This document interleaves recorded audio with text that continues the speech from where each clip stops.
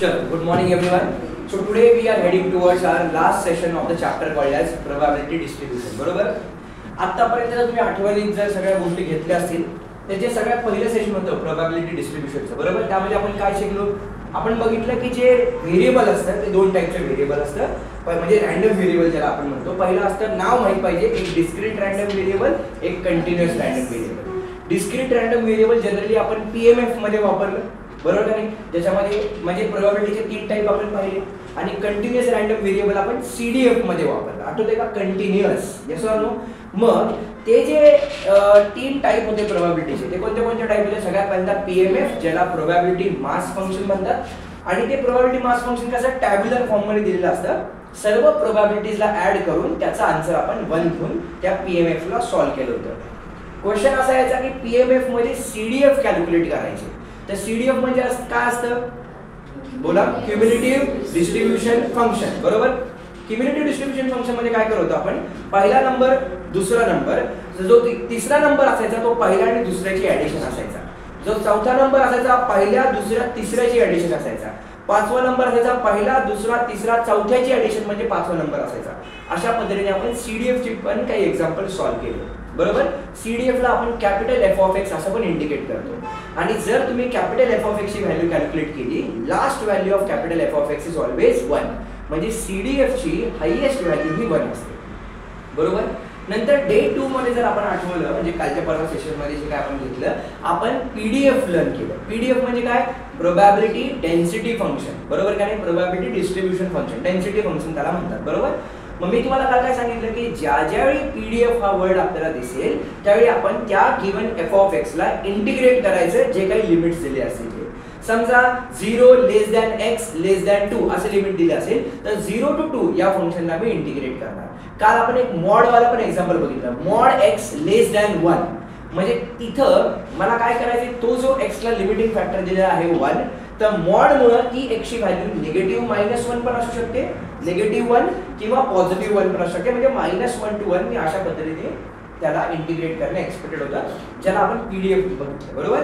PDF नंतर आपण त्या पीडीएफ मध्ये सीडीएफ आपण सॉल्व्ह केलं. काल मी YouTube वरती व्हिडिओ टाकला होता. पीडीएफ मध्ये सीडीएफ आपण कसं सॉल्व्ह करतो सांगा बरं मला. ते जे काल जे तुम्ही बघितलं असेल, त्या गिवन क्वेश्चनला जो काही आपला होता त्याला आपण इंटिग्रेट करत होतो. फक्त 0 लेस दॅन x लेस दॅन 2 जे होतं ना, हायर लिमिटला इग्नोर मारायचं. 0 पासून x पर्यंत त्या क्वेश्चनला आपण इंटिग्रेट करायचं. कुणाला? F of x. बरोबर का नाही?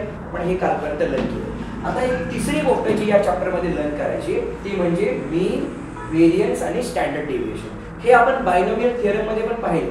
बायनोमियल थिअरम मध्ये मीनचा फॉर्म्युला काय होता? No problem. आठवते का? एनपी.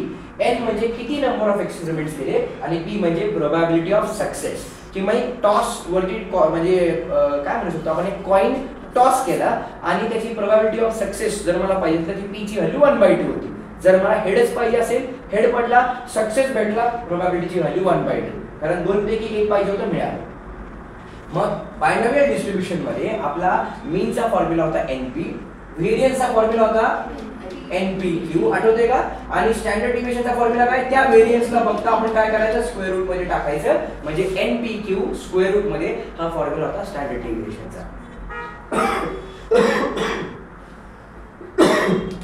आपण या गोष्टी ऑलरेडी लर्न केलेल्या आहेत. मीन म्हणजे काय असतं? मीन म्हणजे मी सांगितलं ॲव्हरेज. म्हणजे काय थोडक्यात की ज्यावेळी तुम्हाला 12वीची तुमची मार्कशीट प्रिंट करून हातामध्ये पर्सेंटेज येणार आहे ते पर्सेंटेज तुमची मीन पर्सेंटेज असतात. म्हणजे काय की असं नाही तुम्ही फिजिक्समध्ये 100 पैकी 100 मार्क पडले, मॅथ्समध्ये 0 मार्क पडले, कारण 200 मार्क्सचा पेपर दिला. बरोबर का? म्हणजे जर तुम्ही ॲव्हरेज कॅल्क्युलेट केलं म्हणजे किती? 100/200 म्हणजे 50% तुमचं ॲव्हरेज येणार. का? कारण 2 सब्जेक्ट होते. एका सब्जेक्टमध्ये जो आउट ऑफ मार्क आणले, एका सब्जेक्टमध्ये 0 मार्क आणले, म्हणजे तुमचे मीन पर्सेंटेज त्यांनी कन्सिडर केले. सगळ्या सब्जेक्टचा याचा अभ्यास कसा आहे ते तुमचे पर्सेंटेज जे 12वीच्या मार्कशीटवरती येतात त्याला ॲव्हरेज किंवा मीन पर्सेंटेज म्हणतात. म्हणजे कन्क्लुजन लाईन काय? आता मला लक्षात घ्यायचे की what exactly is the formula for mean in terms of probability distribution. आपल्याला ते चेक करायचं. राईट? बघा, तर E of x, capital E of x म्हणजे मीन असतो. फॉर्म्युला काय बघा? समेशन. समेशन म्हणजे काय? आता ऍडिशन करायची. आपण पीएमएफ मध्ये ऍडिशनच करत होतो ना. बरोबर? इथं फक्त काय? मल्टिपल टर्म्स असणार आहे. त्या ब्रॅकेट्सला मला ऍड करत जायचंय. तर मी समेशन दिलं xi * pi. xi म्हणजे गिवन इव्हेंट म्हणजे पहिला इव्हेंट आहे का दुसरा इव्हेंट आहे का तिसरा इव्हेंट आहे, रॅन्डम व्हेरिएबल. आणि पीआय म्हणजे पहिल्या इव्हेंटची, म्हणजे समजा काय असेल x1 p1 म्हणजे पहिल्या इव्हेंटसाठी पहिली प्रोबॅबिलिटी किती प्लस दुसऱ्या इव्हेंटसाठी दुसरी प्रोबॅबिलिटी किती प्लस तिसऱ्या इव्हेंटसाठी तिसरी प्रोबॅबिलिटी किती, बरोबर. या सगळ्यांना जे मी ऍड करत जाईल जी व्हॅल्यू मला मिळेल त्याला म्हणायचं मीन किंवा ऍव्हरेज व्हॅल्यू. सेकंड थिंग जी आपल्याला लर्न करायची त्याला म्हणायचं व्हेरियन्स. आता व्हेरियन्स काय बघा, e ऑफ x चा स्क्वेअर. इथे काय आहे आपल्याकडे e ऑफ x, बरोबर. x म्हणजे काय की आपला इव्हेंट किती नंबरचा इव्हेंट आहे. तर व्हेरियन्स कसा कॅल्क्युलेट करतो बघा, e ऑफ x चा स्क्वेअर म्हणजे समजा पहिला इव्हेंट आहे ना, तर पहिल्या इव्हेंटचा स्क्वेअर 1 चा स्क्वेअर आला 1. दुसरा इव्हेंट आहे, दुसऱ्या इव्हेंटचा स्क्वेअर किती आला 4. तिसरा इव्हेंट आहे त्याचा स्क्वेअर किती आला 9. म्हणजे त्या इव्हेंटचा स्क्वेअर करायचा e ऑफ x स्क्वेअर. मी काय बोललो कळालं का, कसं कॅल्क्युलेट करायचं काय करायचं मी सगळं एक्सप्लेन करेन. मायनस जो मीन कॅल्क्युलेट केला ना त्या मीनचा स्क्वेअर घ्यायचा. e ऑफ x स्क्वेअर म्हणजे इथं नंबर तो जो कितव्या नंबरचा एक्सपेरिमेंट त्याचा स्क्वेअर आहे आणि इथं काय आहे मीन जो आपण ऑलरेडी कॅल्क्युलेट केला e ऑफ x चा ब्रॅकेट स्क्वेअर आहे. इथं हा जो स्क्वेअर आहे ब्रॅकेटच्या आतमध्ये, इथं हा जो स्क्वेअर आहे त्या पूर्ण ब्रॅकेटचा स्क्वेअर आहे. आणि एकदा व्हेरियन्स झाला त्या व्हेरियन्सला मी स्क्वेअर रूट मध्ये टाकलं, मला स्टँडर्ड डेव्हिएशन मिळून गेलं. जे म्हणत होतं तुम्हाला प्रोबॅबिलिटी डिस्ट्रिब्युशन मध्ये 3च फॉर्म्युले, ते 3 फॉर्म्युले हे बरोबर. याच्यावरती एक्झाम मध्ये 110% क्वेश्चन विचारतात जे आपल्याला सॉल्व्ह करता यायला पाहिजे आणि अतिशय सोपे क्वेश्चन्स आहेत, काही अवघड नाही. ओके बरं. आता लेट्स हे जे काही आपण डिस्कस केलं, ओके, आपण याला एक्झॅक्टली न्यूमरिकलच्या फॉर्म मध्ये कसं सोडवायचं आपण ते बघूया. आता ऑब्व्हियसली की ज्यावेळी आपल्याला मीन किंवा व्हेरियन्स किंवा स्टँडर्ड डेव्हिएशन कॅल्क्युलेट करायचं ते पीडीएफ देणार नाही आपल्याला, बरोबर, किंवा ती सीडीएफ देणार नाही आपल्याला, पीएमएफच देणार नाही, प्रोबॅबिलिटी मास फंक्शन. का, कारण मला ऍडिशन करायचं जायची, पीडीएफ मध्ये इंटिग्रेट करत आपण, बरोबर ना, हो की नाही. आपल्याला या केसमध्ये ऍडिशनच करावी लागणार आहे, त्यामुळे ते they will always give the value for PMF. What is PMF, probability mass function. त्यांनी काय केले बघा, आपल्याला किती एक्सपेरिमेंट्स केले त्यांनी या ठिकाणी 5 एक्सपेरिमेंट्स केले, 5, बरोबर ना. 0th इव्हेंट पण आहे, बरोबर, 0 1 2 3 4 म्हणजे असे 5 इव्हेंट त्यांनी केले. तर पहिल्या इव्हेंटची प्रोबॅबिलिटी त्यांनी दिलेली आहे 0.08, दुसऱ्याची दिली आहे 0.15, तिसऱ्याची दिली आहे 0.45, 0.27, 0.05, बरोबर. हा क्वेश्चन एक्झॅक्टली कधी विचारलाय, लेट मी सी. दोनदा क्वेश्चन विचारलाय. कधी हा क्वेश्चन विचारलाय, जुलै 2016 आणि पुन्हा लगेच 17, म्हणजे 2 वर्ष बॅक टू बॅक हा प्रश्न विचारलेला आहे. म्हणजे पॉसिबिलिटी आहे की आपल्याला मागच्या वर्षी क्वेश्चन या वर्षीमध्ये विचारू शकतात, पॉसिबिलिटी, राईट. बरं, तर आपल्याला काय करायचंय, मीन कॅल्क्युलेट करायचं आहे आणि व्हेरियन्स कॅल्क्युलेट करायचं, बरोबर. हे थोडंसं किचकट आहे कारण कॅल्क्युलेशन्स आहे आणि कॅल्क्युलेशन्स जमायला पाहिजेत, आपण प्रॅक्टिस करण्यासाठी तिथं आहोत, राईट. चला, तर let's consider the given data. आता कसं आहे लक्षात घ्या, जेव्हा तुम्ही पेज पलटता त्यावेळी आधीच्या पेजवरती समजा मायनस साईन असेल, पुढच्या पेजवरती लिहिताना +1 लिहिलं, -1 +1 पूर्ण कॅल्क्युलेशन गडबडणार आहे. त्यामुळं इथं ज्यावेळी आपण पेज चेंज करून शांत डोक्याने जो काही डेटा आहे तो तिकडे रिप्लिकेट करायचा प्रयत्न करायचा, राईट. चला, आपण काय करणार, लेट्स टॉक अबाउट केस 1. सगळेजण आहात माझ्याबरोबर, ओके. चला, आता केस 1 म्हणजे काय कॅल्क्युलेट करायला लावलं आपल्याला सांगा. What they have asked to calculate, they have asked to calculate e of x. e of x म्हणजे काय असतो आपला पीडी मध्ये, प्रोबॅबिलिटी डिस्ट्रिब्युशन मध्ये मीन असतो, बरोबर. काय फॉर्म्युला आहे त्याचा, summation of it is xi into pi. हा माझा फॉर्म्युला आहे, बरोबर. आता what was our very first event, 0th event होता, बरोबर. तुम्ही काय करणार बघा, समेशन आहे, समेशन मध्ये ऍडिशन असणार आहे. म्हणजे पहिलं मला काय मिळणार, x ची व्हॅल्यू 0 होती म्हणजे i, बरोबर. आणि इथं काय मिळणार आहे मला, इथं i ची व्हॅल्यू 0 आहे, इथं पण किती येणार आहे 0. म्हणजे पहिल्या इव्हेंटसाठी x काय होता आणि प्रोबॅबिलिटी काय होती, बरोबर. समेशन म्हणजे मी काय करणार, ऍडिशन. आता काय करणार मी, x1 p1 plus x2 p2 plus काय मिळेल रे, x3 p3 plus last event कुठला आपला x4 p4. हे बरोबर आहे. समेशन म्हणजे ऍडिशन. i म्हणजे पहिल्या इव्हेंटसाठी जो i x आहे तोच i p चा असणार, दुसऱ्या इव्हेंटसाठी जो x चा i आहे तोच p चा असणार. I will add. Why? Because there is a summation sign, right? चला, आता x0 ची व्हॅल्यू किती दिली आपल्याला, 0 दिली. 0 x0 x वरती आहे ना आपल्या राजांना, x वरती खाली प्रोबॅबिलिटी, बरोबर ना.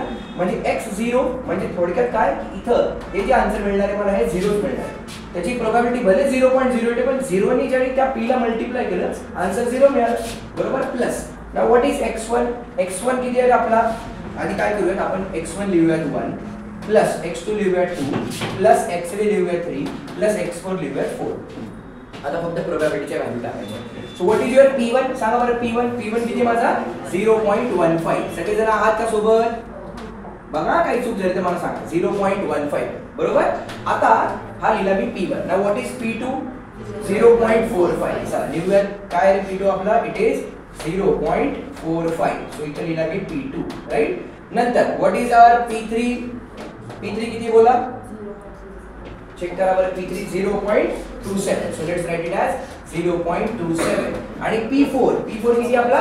0.05. सो इट इज 0.05 बरोबर. ओके नाही. आता फक्त यांना ऍड करत जायचे. आता हा 0 लिहिला काय नाही लिहिला काय फरक पडत नाही. 1 * 0.15 म्हणजे 0.15 प्लस. आता इथं लक्षात घ्या थोडक्यात हा पॉइंट नाही कसं समजा. 45 * 2 किती आले? 90 आले. मी काय करणार आधी 90 लिहून घेणार. आता इथं जर आपण केअरफुली ऑब्झर्व केलं 45 च्या किती डिजिट वरती पॉइंट आहे? 2 डिजिट. एकदम उजव्या साईडने सुरुवात होतो ना आपण. 2 डिजिट वरती पॉइंट आहे या साईडला. तर मी काय करणार 1 आणि 2 म्हणजे इथं पॉइंट येणार 0. समजलं का मला? प्लस आता इथे चेक करा पॉइंट नाही त्याचा समजा 27 * 2 54 आणि अजून 27 म्हणजे 81 बरोबर. तर मी काय करणार पॉइंट नाही त्याचं समजलं 23 * 7 मी किती लिहिले? 81 लिहिले. आता 27 च्या किती डिजिट वरती पॉइंट आहे? 2 डिजिट वरती. सो 1 बरोबर 1 आणि 2 म्हणजे इथं पॉइंट आला त्याच्या 0 लागला बरोबर. प्लस आता इथं पुन्हा एकदा पॉइंट नाही त्याचं समजा 5 * 4 = 20 लिहिलं मी 20 बरोबर. किती डिजिट वरती पॉइंट आहे? पुन्हा 2 डिजिट वरती. सो 1 आणि दुसरा डिजिटला पॉइंट आला पाहिजे आधी 0 लागला right. So I just need to add them. आता ऍडिशन तर जमते आपल्याला. चला बरं कसं करूया. सगळ्यात पहिला काय केलं आपल्याला 0.15 प्लस किती दिले आपल्याला 0.90 plus 0.81 plus 0.20 right.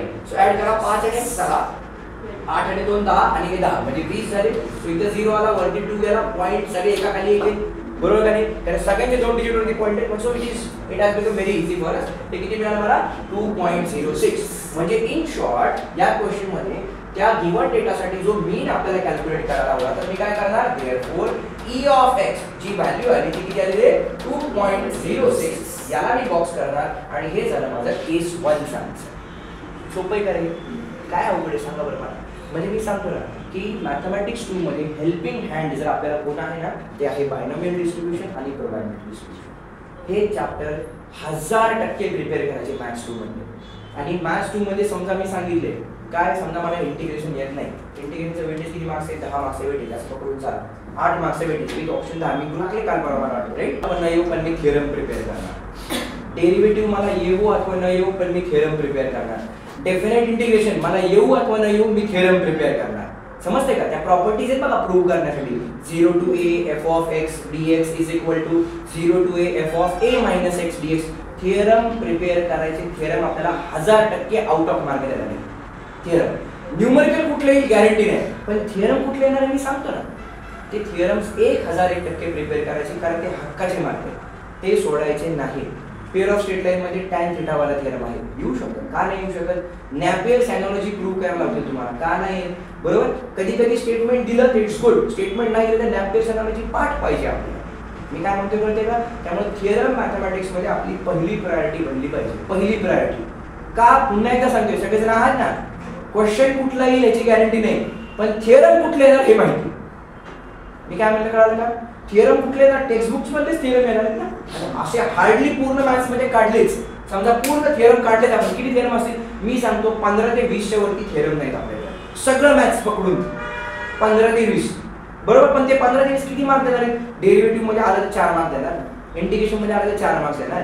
Definite integration मध्ये आलं तर 4 मार्क देणार बरोबर. अजून कुठल्या चॅप्टर मध्ये वेक्टर मध्ये थिअरम आहे बरोबर. ते काय बाबा ते अँगल बायसेक्टर आहे तर ते कॉन्करंट आहे प्रूव्ह करा तशा टाईपचे क्वेश्चन्स बरोबर. सेंट्रॉइड कॅल्क्युलेट करून दाखवा की जी बारचा हाच फॉर्म्युला काय असतो म्हणजे वेक्टरचे एक थिअरम आपण कन्सिडर करू. चलो अजून कुठल्या chapter pair of straight line मध्ये म्हणजे 5 चॅप्टर जरी आपण मिनिमम पकडले मिनिमम 5 चॅप्टर एक थिअरम 4 मार्क लिहिला बरोबर ना. तर सगळ्या पेपर मध्ये थिअरम 10 मार्कला तरी येतील ना. एमसीक्यू चे 16 मार्क 8 एमसीक्यू आहेत आपल्याला बरोबर ना. एमसीक्यू चे 16 मार्क थिअरम चे 10 मार्क किती झाले 26 मार्क झाले. लॉजिक प्रिपेअर केला 6 मार्क्सचा किती झाले 32 मार्क झाले. प्रोबॅबिलिटी डिस्ट्रीब्युशन बायनॉमियल डिस्ट्रीब्युशन 5 मार्क्सचा क्रिकेट केलं 42 सॉरी क्रिकेट प्रिपेअर केलं किती मिळाले आपल्याला 42 मार्क्स झाले. काय पाहिजे अजून म्हणजे हे थोडंसं स्ट्रॅटेजिकली अभ्यास करून आपल्याला मार्क्स आणायचे. गाढव काम करून रिझल्ट येत नाही. थोडंसं पेपर सॉल्विंग झालं आपल्याला रिझल्ट मिळणार. मी आजही सांगतो रिझल्ट मिळणार. ओके, फक्त तुमची जी साथ पाहिजे, तुम्ही सगळ्यांनी केलं पाहिजे. केलं तर होणार, नाही तर नाही होणार. असं काय आहे का बाबा फक्त हा आता तास तू म्हणलं की होणार नाही होणार, बरोबर. बरं चला, हा आपण केला ई ऑफ एक्स कॅल्क्युलेट. आता काय कॅल्क्युलेट करायचे? आता व्हेरियन्स विचारला, राईट. चला आता काय करणार? केस 2. आता व्हेरियन्स सगळ्यांनी शिकावं लागेल ना, सगळ्यांनी प्लीज लक्ष द्या. व्हेरियन्स v ऑफ x ला आपण काय करतोय? व्हेरियन्स म्हणून इंडिकेट करतो. आधी काय करूया? छानपैकी व्हेरियन्सचा फॉर्म्युला लिहूया. So what is the formula for variance? बघा बरं, it is e of x चा square minus e of x चा ब्रॅकेट स्क्वेअर. आता e of x me already calculate केलेलं आहे 2.06, त्याचा स्क्वेअर मला घ्यायचा आहे. म्हणजे या टर्मचं मला टेन्शन नाही, फक्त स्क्वेअर घ्यायचा आहे. मेन टेन्शन याचं आहे की e ऑफ x चा ब्रॅकेट स्क्वेअर घ्यायचा आहे, करेक्ट. देअरफॉर आता मी काय करतोय बघा, कन्सिडर द गिवन टेबल. आता मी पुन्हा एकदा गिवन टेबल कन्सिडर करणार, बरोबर. गिवन टेबल म्हणजे आपल्याला काय दिलेलं आहे? सुरुवातीला x दिलेला आहे. x किती दिला आपल्याला? 0 दिलाय, 1 दिलाय, 2 दिलाय, 3 दिलाय आणि 4 दिलाय, बरोबर. आता इथे काय लागणार आहे आपल्याला? x2. तुम्हाला प्रश्न पडेल सर कॅपिटल x लिहिताय कधी, स्मॉल x लिहिताय कधी, बरोबर. तुम्ही जर क्वेश्चन बघितला असेल ना, त्यांनी क्लिअरली सांगितलंय काय की x is equal to x. त्यामुळे त्यांनी काही फरक पडत नाही, तुम्ही कॅपिटल लिहा स्मॉल लिहा, इट डझंट मॅटर, राईट. बरं आता चेक करा इथं जर मी x लिहिला तर आता मला सगळ्यात पहिली गोष्ट जी कॅल्क्युलेट करावं लागणार आहे ती कॅल्क्युलेट करावं लागणार आहे x2. सो याचा स्क्वेअर किती आला रे? 0 झाला. याचा स्क्वेअर किती आला रे? 1. म्हणजे दोन तर गोष्टी एकदम सोप्या झाल्या आपल्याला, राईट. इथे किती आलं रे? 4. इथे किती आलं? 9. इथे किती आलं रे? 16, राईट. आता या इव्हेंटची जी प्रोबॅबिलिटी आहे ती प्रोबॅबिलिटी p ऑफ x च लिहिणार आहे. e ऑफ x चा ब्रॅकेट स्क्वेअर सांगितलाय ना, बरोबर. मला काय म्हणायचं कळतंय का? e ऑफ x चा ब्रॅकेट स्क्वेअर सांगितलाय. आता बघा याला सॉल्व करणार आधी प्रोबॅबिलिटी किती दिली होती आपल्याला ती लिहून घेऊया. याची प्रोबॅबिलिटी किती होती रे? तुमच्याकडे आहे का? मला सांगशील का संस्कृती पटकन सारखं मागं बघण्यापेक्षा? एक मिनिट हा सांगतो. 0.08 0.08 0.15 0.15 0.45 0.45 0.27 0.27 0.05 0.05, बरोबर. चला मग आता याला सिम्प्लिफाय करूयात आपण, बरोबर. आता सगळ्यांनी लक्ष द्या, तुम्हाला फॉर्म्युला पटतोय का बघा, राईट. चला आता मी काय करतोय बघा, सगळ्यांनी लक्ष द्या. आपण जो टेबल होता त्या टेबलला पुन्हा फक्त x2 च्या टर्म्स मध्ये दिलं, प्रोबॅबिलिटीला मी हात नाही लावला, राईट. देअरफॉर आधी बघा e ऑफ x चा फॉर्म्युला काय बघा, मी सांगतो. e ऑफ x चा फॉर्म्युला काय होता आपला? Summation of xi into pi असा फॉर्म्युला होता. आता मला काय करायचंय? e ऑफ x चा स्क्वेअर घ्यायचा आहे, फक्त कुणाचा स्क्वेअर घ्यायचा आहे? x चा स्क्वेअर. फॉर्म्युला काय सांगा बरं? समेशन ऑफ xi चा स्क्वेअर into pi. मी काय बोललो कळलं? आपला मेन टार्गेट आहे कोण आहे? x टार्गेट आहे. त्यामुळे प्रोबॅबिलिटी त्याच असणार, बरोबर. फक्त मी x चा स्क्वेअर घेणार. समजतंय का नक्की सर्वांना? बरोबर. मग आता मी e ऑफ x इथे लिहित नाही कारण e ऑफ x आपण ऑलरेडी कॅल्क्युलेट केलेला आहे. देअरफॉर वी नो, बरोबर. आता आपल्याला या गोष्टी लिहायच्या. तर मी कसं लिहिणार बघा बरं? दॅट इज इक्वल्स टू, आता इथे काय मिळेल मला? x0 चा स्क्वेअर इनटू p0, बरोबर आहे. समेशन आहे म्हणजे प्लस, नंतर काय मिळेल मला सांगा? x1 चा स्क्वेअर इनटू p1. समजते का? i ची व्हॅल्यू 1 टाकते ना मी, प्लस काय मिळेल सांगा? x2 चा स्क्वेअर इनटू p2 प्लस बोला x3 चा स्क्वेअर इनटू p3 आणि लास्टला काय मिळेल मला? x4 चा स्क्वेअर इनटू p4, बरोबर. आता x0 चा स्क्वेअर आहे का माझ्याकडे? 0. ऑब्वियसली म्हणजे ही टर्म 0 होऊन जाणार आहे, बरोबर. आपलं काम सोपं होते, राईट. चला देअरफॉर e ऑफ x चा square that is equal to पहिली टर्म तर 0 आली प्लस आता जो x स्क्वेअर होता x1 चा तो 1 होता. आता p1 किती आहे पुन्हा सांगा?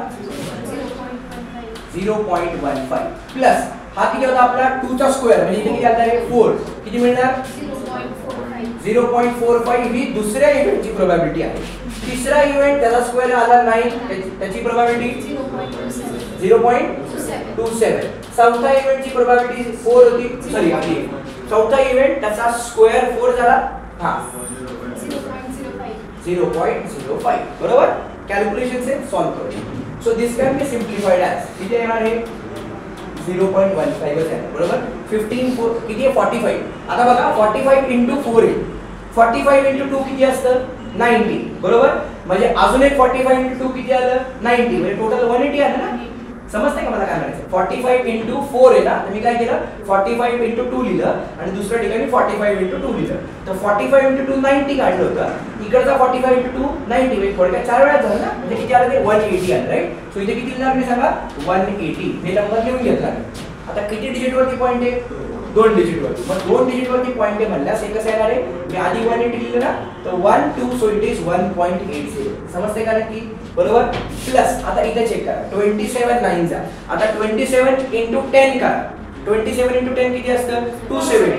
त्या 270 मधनं 27 सबट्रॅक्ट करा म्हणजे 9 चा मिळेल ना जर टेबल पाहत नसेल तर. 270 मधनं 30 गेले किती गेले 240. 240 मध्ये 30 नाही घालायचे आपल्याला 27 घालवायचे म्हणजे अजून 3 वाढवायला लागणार म्हणजे किती 243 येईल. सो हे किती आलेले 243. समजते का मी काय केलं समजलं मी कसं केलं. मला समजा टेबल पाहत नाहीये तर 27 गुणिले 10 केलं मी म्हणजे किती आलं 270. पण मला 10 नव्हतं करायचं मला 9 करायचं होतं. म्हणजे मी काय केलं 270 मधनं 27 सबट्रॅक्ट केले. 27 सबट्रॅक्ट केले म्हणजे किती आलं 243 मिळालं. किती डिजिट वरती पॉइंट आहे 2 डिजिट वरती म्हणजे एक्स्ट्रीम राईट हँड पासून सुरुवात करायची 1 2 प्लस पॉइंट 9 कसं पकडा करेक्ट. 16 32 16 48 80 बरोबर हो की नाही. हे किती आले दिस इज 80 बरोबर ना हो की नाही. सो किती मिळाले 0.80. छानपैकी आम्ही ऍड करायचं राईट. आता करूया ऍड बघा 2.43 हा पहिला नंबर आहे बरोबर. हर्षद तुला 1.43 ने दिसत आहे ना असं नाही का दिसत तुला नक्की ना असेल शुअर का नक्की. हा मला वाटतं आठवण बिटवण किती आहे काय करेक्ट. सो 2.43 आहे ते. नंतर किती आहे ते 1.80 प्लस किती मिळालं मला 0.15 प्लस किती मिळालं मला 0.89 हा 80 बरोबर. सो इथे याला 5 आणि 3 8 8 आणि 8 16 16 4 20 आणि 21 4 2 पॉइंट दिला 2 आणि 4 आणि 5 सो किती मिळालं हे 5.15. सो इथं जी टर्म मला मिळाली ती किती मिळाली छानपैकी दिस इज हाऊ मच 5.18. हा काय झाला माझा e ऑफ x चा स्क्वेअर बरोबर. ओके ऐका जर पेपर मध्ये आपल्याला मीन व्हेरियन्स किंवा स्टँडर्ड डिव्हिएशन कॅल्क्युलेट करायला आलं सॉल्व करताना बरोबर तर माझं सजेशन तुम्हाला हे राहील तो क्वेश्चन शांत ब्रेन असेल तर अटेम्प्ट करा. Otherwise go for the next question. Option असतात ना आपल्याला. कारण का असं होऊ शकतं की समजा पेपर मला अवघड झालाय हा क्वेश्चन मला दिसला मी अटेम्प्ट करायला घेतला आणि कॅल्क्युलेशन अजून माझं माइंड सायकोलॉजिकली डिस्टर्ब केलं. इट इज पॉसिबल होता हे मी काय सांगतोय ते त्याची हे जे मी बोलतोय ना हे आता फील नाही होत पण ज्यावेळी बोर्ड मध्ये बसतो ना जे हात कापायला लागतात ना त्यावेळी माझे बोललेले शब्द आठवतात असं होतं. त्यामुळं हे कॅल्क्युलेशन्स आहे. जर आपल्याला वाटतंय ना की येस मी हे करू शकतो जमतील मला बेसिक कॅल्क्युलेशन्स तर नक्की हा क्वेश्चन अटेम्प्ट करायचा. Otherwise go with PDF otherwise go with that tabular फॉर्मचा त्याच्यामध्ये ऍड करून बेसिक करायचे राईट. इथं हा क्वेश्चन भले आपल्याला 3 किंवा 4 मार्क देणार आहे पण हा टाइम कन्झ्युमिंग क्वेश्चन टाइम खाणार हा. वेळ असेल ना तर अटेम्प्ट करा वेळ नसेल search for the next option. पण हे सोपं आहे टाइम कन्झ्युमिंग एवढंच आहे राईट. बरं आता काय करणार मी देअरफॉर फायनली काय करणार रे v ऑफ x काय फॉर्म्युला आहे v ऑफ x चा it is e of x चा स्क्वेअर मायनस बोला किती येते e ऑफ x चा ब्रॅकेट स्क्वेअर बरोबर आहे. आता e ऑफ x स्क्वेअर किती आला आपला 5.18 बरोबर मायनस हे किती होतं रे 2.06 चा स्क्वेअर बरोबर आहे. पुन्हा स्क्वेअर आला. आता काय करणार आहे 206 गुणिले 206 बरोबर. ओके नाही ते पॉइंट 1 मिनिट विसरून जायचं. किती आले 6 बरोबर. इथे आले 3 हे झालं 0 इथे आलं 3 हे झालं किती रे 12 नंतर दिला आपण 0 छानपैकी इथे किती आलं रे 0 0 0 बरोबर ना 0 0 0 राईट. आता काय करणार 2 डिजिट वरती आपण क्रॉस करतो 0 0 लिहितो नंतर किती आलं 12 आता आला 1 0 झालं इथे आलं 1 आणि किती आलं रे 4. So ultimately what I am getting is 6 3 4 1 4 हा कुठे रे 4 2 4 3 6 4 2 4 हा 1 1 2 झालं नाही इथे 2 झालं राईट. आम्ही इंजिनियर लोक झाला आम्ही कधी वापरलंच नाही मल्टिप्लिकेशन आणि डायरेक्ट कॅल्क्युलेटर मध्ये टाकून 10 वर्ष झालं तुम्हाला बोललं पण नाही राईट. बरं चला टाकमा नको आता किती डिजिट वरती पॉइंट आहे 2.06 पण स्क्वेअर आहे म्हणजे ते 4 डिजिट वरती पॉइंट करा. सो इथून उडी मारायची 1 2 3 4 4.24 राईट. सो काय करा 4.2436 सगळं इतिहास लिहायची गरज नाही, शॉर्ट मध्ये लिहायचं. किती रे? Therefore v of x is equals to 5.18 minus किती होतं 4.2436 बरोबर. सबट्रॅक्शन आता सबट्रॅक्शन आली अवघड झाली राईट. सो हे किती आलं 5.18. पॉइंटच्या पुढे ह्याच्याकडे किती डिजिट आहेत 2, या गरीबाकडे किती डिजिट आहेत 4. मग ह्याच्यावरती अजून 4 डिजिट करून टाका, कारण एकदा पॉइंट पडला त्याची काय किंमत आहे बरोबर. ओके नाही. नंतर किती आलं 4.2436. काय करायचे रे? सबट्रॅक्शन करायचे. हा इथं बोला इकडून असा काहीतरी तुम्ही कॅरी फॉरवर्ड घेतला तर इथे किती राहिले? 10. 10 तून 6 गेले 4, इथे राहिले 9. 9 तून 3 गेले 6, इथं म्हणजे 0.936. आता याला मी बॉक्स करणार and this is what is my required solution. कळालं का सगळ्यांना नक्की? टाइम कन्झ्युमिंग क्वेश्चन, 1000% टाइम खाणार, पण हा सोपं आहे, अवघड नाही. 3 फॉर्म्युले, फॉर्म्युलामध्ये व्हॅल्यू टाकायच्या, पुट द व्हॅल्यू गेट टाकायचं, दॅट्स इट. कळालं नक्की? अजून एक गोष्ट सांगायची, व्हेरियन्स हा कधीही निगेटिव्ह नाही आला पाहिजे. म्हणजे पहिला नंबर मोठाच आला पाहिजे, दुसरा नंबर छोटा आला पाहिजे. ट्राय करायचं राईट. ओके, म्हणजे आपल्याला कळतं की आपला आन्सर बरोबर आले का नाही. एक बरोबर समजलं नक्की? शुअर? जर अजून नसेल समजलं तर अजून एक छानपैकी प्रॉब्लेम सॉल्व्ह करूया बरोबर. तू मागाचा क्वेश्चन मुद्दाम पहिला टफ वाला घेतला होता, ते पहिले टफ घेतले हे टाइमपास सगळं. आता बघा ह्याच्यामध्ये सगळ्यांचा बेस 8 ऍड करायला किती सोपं जाईल. ओके, कधी विचारला? मार्च 2018. आता बघा मागचा क्वेश्चन जुलै मध्ये विचारला होता, जुलै मध्ये बॅकलॉग वाले होते. 16 ला विचारला, 17 लगेच विचारला. म्हणजे बॅकलॉग वाल्या पोरांनी थोडंसं डोकं खाल्लेलं आहे इन शॉर्ट बरोबर. आपल्याला बघा बरं मार्च 2018 एकदम साधं सोपं कर्व हो पास. काय विचारले आता इथं? व्हेरियन्स विचारलाय. आता प्रश्न तुम्ही मनात खुश व्हाल की अरे वा वा वा मीन नाही कॅल्क्युलेट करायचा, ओके नाही डायरेक्ट व्हेरियन्स कॅल्क्युलेट करायचा. पण गरीबांनो व्हेरियन्स कॅल्क्युलेट करण्यासाठी मीन लागतो का? कारण व्हेरियन्सचा फॉर्म्युला काय बघा बरं, छानपैकी आठवायचा प्रयत्न करा. व्हेरियन्सचा फॉर्म्युला काय? e of x square minus e of x square. हे e of x काय आहे? त्यामुळे खुश व्हायची गरज नाहीये, मीन तर कॅल्क्युलेट करावंच लागणार बरोबर ना. चला सॉल्व्ह करूया, एकदम इझी, काय टेन्शन नाही, असं खेळ सॉल्व्ह करूया. येस. सगळ्यात पहिल्यांदा काय करणार आहे? व्हेरी फर्स्ट स्टेप बोला. therefore consider mean. what is mean? काय लोक असं mean mean म्हणतो आपण त्या टाइप मध्ये mean. त्या फॉर्म्युला काय? Summation of xi into pi. आता किती इव्हेंट दिले ते आपल्याला बघा, चेक करा. 4 इव्हेंट दिले बरोबर हो की नाही? 1 3 3 1. किती भारी दिले बघा ना छानपैकी. येस. सो हे किती दिले? x0 p0 plus what is it x1 p1 plus x2 p2 plus x3 p3 बरोबर. पहिला इव्हेंट किती आपल्या छानपैकी 0. हे किती दिले? 1/8 प्लस हे किती दिले? 1. इथे किती आपल्याला 3/8 प्लस हे किती आहे 2. इथे किती दिले पुन्हा 3/8 प्लस इथे किती दिले 3. इथे किती दिले आपल्याला 1/8. आता हा क्वेश्चन बरोबर आहे का नाही हे पण मी चेक करू शकतो. ह्या खाली प्रोबॅबिलिटीज आहेत. सगळ्यांना ऍड केलं आन्सर किती आला पाहिजे? 1. बघा चेक करा, जो सगळ्यांचा बेस सेम आहे ना. 3 3 6 आणि 7 आणि 8 8/8 1 आलं का? Question correct right. बरं चला आता काय करूया? हे कधी 0 झालं ओके. हे किती मिळालं सांगा? दिस इज 3/8 प्लस 6/8 प्लस 3/8. बेस सारखा आहे 6 12 म्हणजे किती मिळाले? 12/8 बरोबर. सो हे किती मिळते सांगा?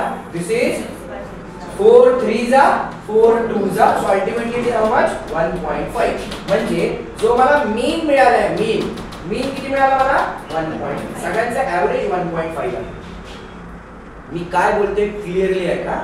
सगळ्यात इम्पॉर्टंट लाईन बोलतोय काय की प्रोबॅबिलिटीची हायेस्ट व्हॅल्यू 1 आहे, पण मीन 1 पेक्षा जाऊ शकतो ना मोठा. मीन ऍव्हरेज आहे. तुमचे पर्सेंटेज किती मिळणार आहे? 92% गेला का नाही वरती? समजते का मला काय? आता ऑब्वियसली तुम्ही म्हणाल सर 92% म्हणजे 0.92 होते. 92% ना म्हणजे 0.92. पण आपण असं नाही म्हणू शकत ना की बाबा मीन 1 पेक्षा लहान असेल. दिसतोय क्लिअरली 1.5 असू शकतो ना मीन. तुमच्या समोर आहे मी कसं कॅल्क्युलेट केले ते. प्रोबॅबिलिटीची व्हॅल्यू 0 to 1 या रेंज मध्ये असते. तुमची CDF ची हायेस्ट व्हॅल्यू 1 असते, पण मीन हा तुमचा 1 पेक्षा मोठा जाऊ शकतो. ऍव्हरेज व्हॅल्यू आहे बरोबर का नाही? पर्सेंटेज कॅल्क्युलेट केले म्हणून ते 0.92 आहे. पण 100 पैकी 92 मार्क म्हणून ते पर्सेंटेज मध्ये गेलं ना, पण मीन 92 येऊ शकतो. अबाव 1 मीन काही असू शकतो. समजते का मला काय म्हणायचं ते? समजलं ना? बरं चल आता मीन कॅल्क्युलेट केला. आता काय रे नेक्स्ट ना जे विचारले केस 1. आता केस 1 चालू आहे बरोबर. Yes what is case 1? v of x. काय असतो v ऑफ x बोला? इट इज व्हेरियन्स बरोबर. काय असतो व्हेरियन्स बोला? What is the formula? e of x चा स्क्वेअर मायनस बोला what is it? e of x चा ब्रॅकेट स्क्वेअर बरोबर. इथपर्यंत चला आता e ऑफ x चा स्क्वेअर कॅल्क्युलेट करायचा. Therefore now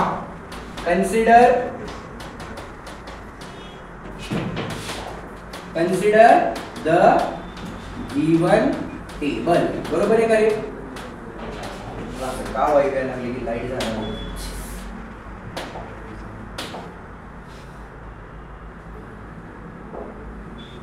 yes consider the given table. therefore काय मिळायला लागलं सांगा आपल्याला? x बरोबर. नंतर किती रे? x स्क्वेअर आणि नंतर काय असणार आहे आपला p of x. p of x ला हात नाही लावायचा. हे किती होतं आपलं? 0 1 2 3 बरोबर.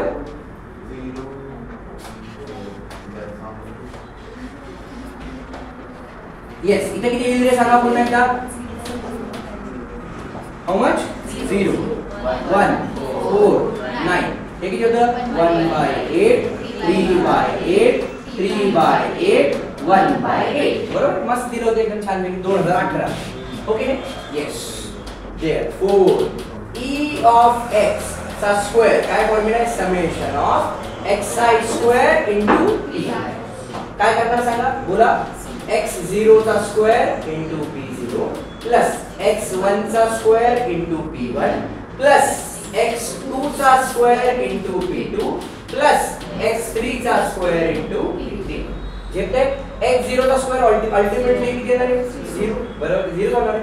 ते किती मिळणार आहे? x1 so it is 1 into 1/8 plus yes it has to be 3/8. इथं x2 चा स्क्वेअर किती आहे? 4 into 3/8 plus 9 into 1/8. काय टेन्शन आहे बघा ना, आयुष्य सुंदर. 3/8 plus 12/8 plus 9/8 बरोबर. चेक करा सगळ्यांचा बेस सारखा आहे. 12 आणि 9 12 आणि 10 22 22 मध्ये करा म्हणजे 21 आणि 3 24. So this is 24/8. छान पैकी वा वा वा वा. सो काय मिळालं मला? होय व्हेरियन्स नाही हा. हे काय आहे? e ऑफ x स्क्वेअर किती मिळालं रे मला? घेतलं का बरोबर. मग अशी पॉइंट मध्ये दिला म्हणून किरकिरी झाली. पॉइंट मध्ये दिले म्हणजे मग हे 100% अटेंड करायची बरोबर. चला आपण e of x square calculate केला. therefore फाइनली हम क्या करेंगे बोला? e of x is equals to काय रे पुन्हा एकदा? e ऑफ x चा स्क्वेअर मायनस बोला e ऑफ x चा ब्रॅकेट स्क्वेअर. हे किती झालं आपलं? 3 बरोबर. मायनस हे किती झालं आपलं? 1.5 चा स्क्वेअर बरोबर. So this is 3 minus point काढून टाका. 15 चा स्क्वेअर किती रे? 225. स्क्वेअर झाल्यामुळे इथे एका डिजिट वरती स्क्वेअर झाल्यामुळे दोन डिजिट वरती पॉइंट बरोबर. आता 3 मधनं 2.25 गेले म्हणजे किती राहिले रे? 0.75 करेक्ट. याला मी बॉक्स केला करेक्ट आणि हे झालं काय माझं? व्हेरियन्स बरोबर. आता त्यांनी काय सांगितले? स्टँडर्ड डेविएशन बरोबर. therefore here standard deviation is equals to square root of what? v of x बरोबर. square root of what? v of x बरोबर. म्हणजे काय करणार मला? square root of 0.75 बरोबर. कसं करणार आहे? 0.75 चा स्क्वेअर रूट 25 चा स्क्वेअर रूट निघते ना बरोबर. कसं करू शकतो बघा? स्क्वेअर रूट हे अप्रॉक्सिमेट व्हॅल्यू काढू शकतो आपण बघा. एवढी वापरून तेवढं क्रिकेट करत बसणार आहे. एवढं लिहून सोडून द्या. किती आले संस्कृतीवाद आन्सर? How much? हा हा बरोबर आहे. अरे परफेक्ट एक नंबर. हे बघा मला सांगा आता स्क्वेअर रूट मध्ये हे किती झालं थोडक्यात? 75/100 झालं ना ओके नाही. सो 25 3 जा आणि 25 4 जा म्हणजे किती मिळालं रे? स्क्वेअर रूट मध्ये किती मिळालं मला? 3/4 मिळालं. म्हणजे अल्टिमेटली काय मिळालं मला? वरती स्क्वेअर रूट 3 तसंच राहिलं, खाली या 4 चा स्क्वेअर रूट किती आलं रे? 2. आता याला पण सॉल्व करू शकतो. हे किती आहे रे? 1.732 ओके नाही. अपॉन 2 याला पण सॉल्व्ह करू शकता. नसेल गरज छानपैकी एवढं ठेवा. करेक्ट. हा काय झाला तुमचा standard deviation is how much √3/2 याला मी बॉक्स करणार आणि हे झालं माझं काय रे रिक्वायर्ड. समजलं का नक्की? हो की नाही? म्हणजे हे अकाउंटिंग आहे इन शॉर्ट. अकाउंटिंग कॉमर्सला वगैरे गेला तर अशा टाईपचे क्वेश्चन असतात. हे सगळ्यांना नक्की 100% येस. आता काय करूया जाऊया नेक्स्ट क्वेश्चन. आता हा जो एक क्वेश्चन आहे हा तुम्ही सॉल्व्ह करणार आहे. केला टार्गेट मध्ये सोडून दिलेला आहे. मी सांगेन तुम्हाला नाही आला तर कुठला क्वेश्चन आहे बघा चेक करा. की समजा एक मीटिंग मध्ये आपण बसलोय. आता वर्ड प्रॉब्लेम आहे. हा वर्ड प्रॉब्लेम मी शिकवतो तुम्हाला काय प्रॉब्लेम नाही. बरोबर. समजा आपण एका मीटिंग मध्ये बसलोय. मी म्हणतो बरोबर 70% लोक म्हणले ओके सर डन आम्ही तुमच्या बरं. एनिवेज त्या मीटिंग मध्ये ठरले बाबा काय 70% हो म्हणले मला 30% नाही म्हणले. बरोबर. त्यांनी जे दिले मला काय म्हणले की meeting 70% of the member favour and 30% oppose a certain proposal. A member is selected random. तुमच्यापैकी कुणालाही उभं केलं. समजा मी उभा राहिलो या केस मध्ये and we take x = 0. Correct. If he opposes x = 1. If it काय म्हणले x = 0 इफ ही अपोजेस आणि x = 1 इफ ही फेवर्स. बरोबर. म्हणजे असा काहीतरी डेटा दिलाय. या डेटावरून त्यांनी काय सांगितलंय मीन कॅल्क्युलेट करा आणि व्हेरियन्स कॅल्क्युलेट करा. क्रिकेट क्वेश्चन ना सॉल्व्ह करून देईल. डोंट वरी पण ट्राय करा घरी जाऊन एकदा. आता तुम्ही म्हणाल सर हे आम्हाला काय माहितच नाही आपण ट्राय कसं करणार. जुलै 2022 चा क्वेश्चन आहे. त्यासाठी एक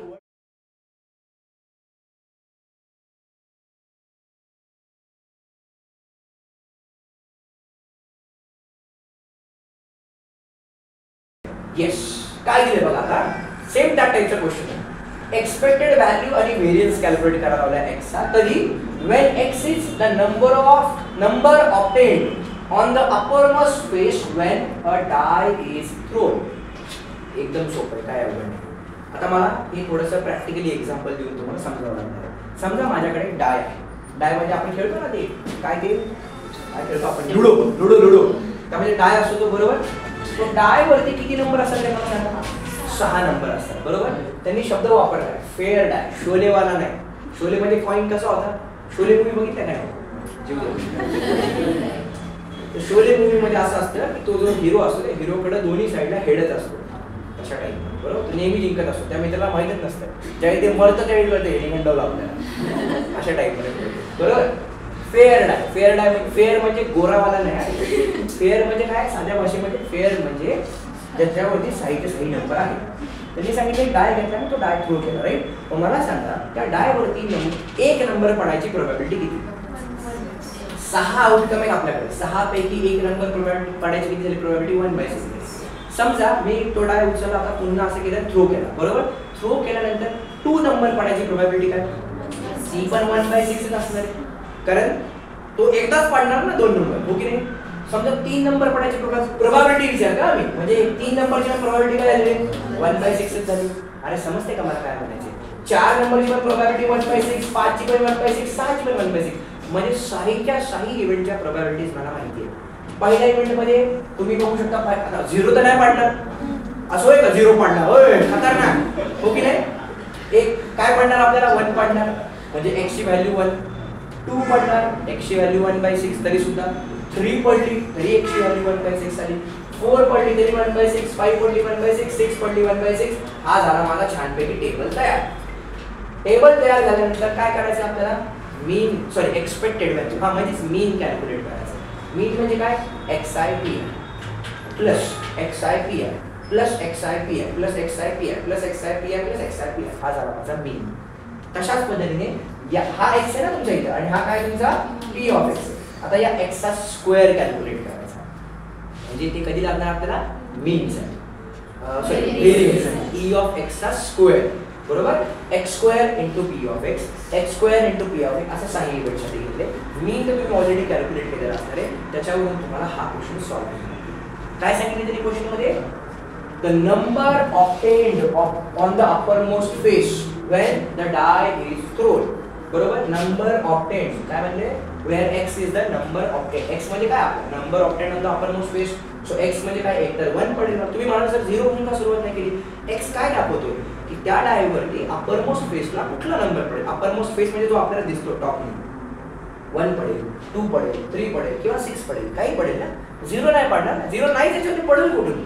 अशा पद्धतीने मी हा टेबल फॉर्म केला. या टेबलवर मी मीन आणि व्हेरियन्स कॅल्क्युलेट करणार आहे जुलै 2022 चा क्वेश्चन. जमेल सगळ्यांना? शुअर 100%? थँक्यू.